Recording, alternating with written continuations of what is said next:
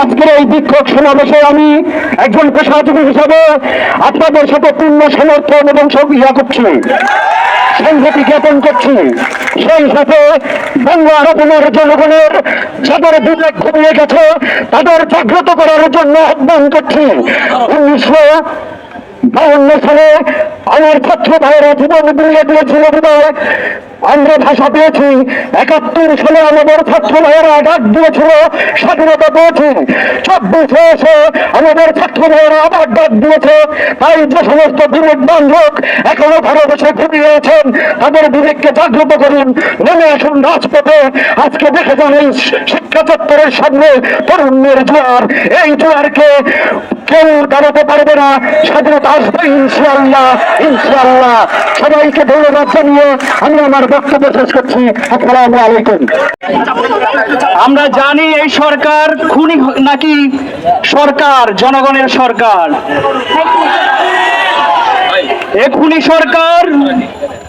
এখুনি সরকার আমার ভাইদের রক্ত ঝরিয়েছে। আমরা দেখেছি আমাদের ছাত্রদের সাথে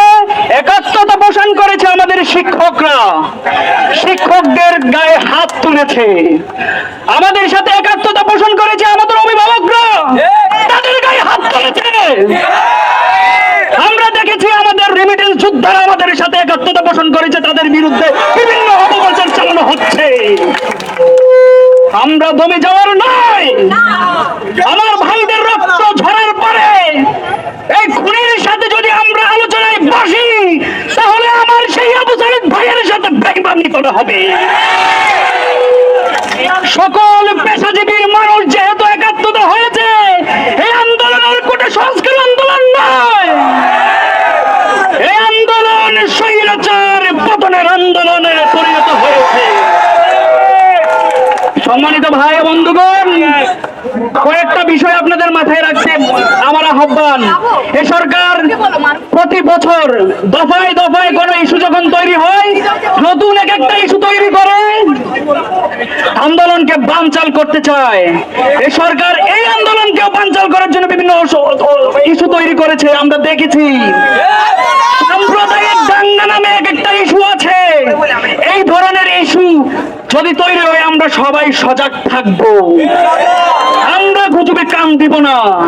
ফেসবুক মিডিয়াতে এই ধরনের অপপ্রচার গুলো চালানো হচ্ছে, আমরা মিডিয়ার ভাইদেরকে বলবো আপনারা একটু আন্তরিক থাকুন। আপনারা কয়েকদিন আগেই তো ছাত্র ছিলেন, আপনারা কি ছাত্র ছিলেন না? আপনারা মিডিয়া আসছেন কিভাবে? আরেকটা প্রধান ইস্যু হচ্ছে জামাত শিবির ইস্যু। জামাত শিবির কি করলো না করলো এটা আমাদের দেখার বিষয় না, আমরা আমাদের লক্ষ্যে থাকবো। ওরা মরে যাক, আমরা আমাদের লক্ষ্যে থাকবো। এগুলো ইস্যু তৈরি করা হচ্ছে, জামাত শিবির ইস্যু, সাম্প্রদায়িক দাঙ্গা ইস্যু, এগুলো ইস্যু তৈরি করা হচ্ছে আমাদের লক্ষ্যচ্যুত করার জন্য। আমি এই আহ্বান জানিয়ে বলছি, সরকারকে বলছি, সরকার তো নয় স্বৈরাচার, আমি এই স্বৈরাচারকে বলছি, আমাদের এই ছাত্র সমাজ এটা মেধাবীদের আন্দোলন। এই আন্দোলনে আপনি নতুন নতুন ইস্যু তৈরি করে তাদেরকে লক্ষ্যচ্যুত করতে পারবেন না, তারা সবকিছু বোঝে। এই আহ্বান দেখে আজকে আমার এই বক্তব্য শেষ করছি। আসসালামু আলাইকুম।